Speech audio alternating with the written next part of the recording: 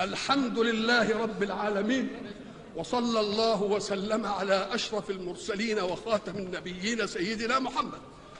وبعد، نعلم جيدا أن علم الإسلام حينما انتقل إلى هنا وكانت مصر محكومة حكم طبيعي كان الإسلام مطبقا، ولكنها بليت بالاستعمار، وللاستعمار جنود استوردوا لنا كثيرا من التقنينات فغلبونا.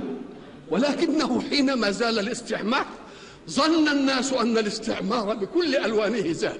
لا، ليس الاستعمار وجود محتل في الأرض، ولكنه قد ينأى عن الأرض ويترك له أعوانا يذيعون ما يحب وأعوانا يشجعون ما يحب، وقد يحتلنا بشيء آخر غير وجود احتلال عسكري في البلد. ولذلك كان يجب علينا أن نتريث، وهذا التريث حفاظ على الشمعة. الشمعة قد لا تنير مكانا واسعا، لكننا نحافظ عليها، لأنه من الممكن أن نكسرها فتنير أكثر، أو نأخذ منها نارا نشبها حريقا على أعدائنا. فليس من السهل أن نترك من ينفخ الشمعة ليطفئها نهائيا. استبقوا هذه الشمعة، استبقوها لتأخذوا منها النور للمحب والنار للمبغض.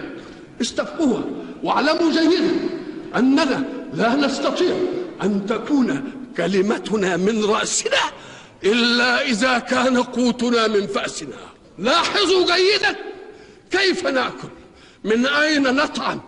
لا تحادوا قبل أن تعدوا، فإن العداء قبل الإعداد هو عين الفساد والفساد والفساد. يا قوم، لا تستمعوا إلى أحد، لأن دينكم واضح، دينكم فطري.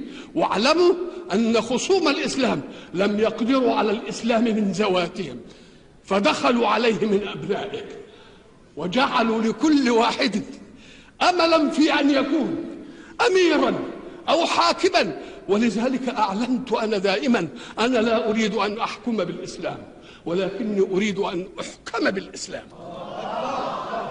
أنا الإسلام أميل عليه أن أكون محكوما له بأي واحد من أدنى الأرض، ورجله على رقبته وعلى رأسه، ولكني أريد أن أحكم بالإسلام. أنا الإسلام أميل عليه أن أكون محكوما له بأي واحد من أدنى الأرض، ورجله على رقبته وعلى رأسه، ولكني أريد أن أحكم بالإسلام. أنا الإسلام أميل عليه أن أكون محكوما له بأي واحد من أدنى الأرض، ورجله على رقبته وعلى رأسه. تلك هي المراحل. فأروني في مصر، مصر الكنانة، مصر الذي قال عنها رسول الله صلى الله عليه وسلم أهلها في رباط إلى يوم القيامة. من يقول عن مصر أنها أمة كافرة؟ إذن فمن المسلمون؟ من المؤمنون؟ مصر التي صدرت علم الإسلام إلى الدنيا كلها، صدرته حتى إلى البلد الذي نزل فيه الإسلام. هي التي صدرت لعلماء الدنيا كلها علم الإسلام.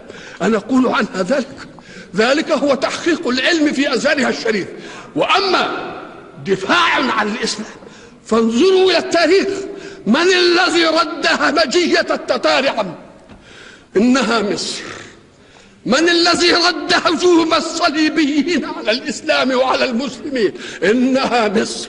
وستظل مصر دائما رغم أنف كل حاقد أو حاسد أو مستغل أو مستغل أو مدفوع من خصوم الإسلام هنا أو خارج هنا. أنا الإسلام أميل عليه أن أكون محكوما له بأي واحد من أدنى الأرض، ورجله على رقبته وعلى رأسه.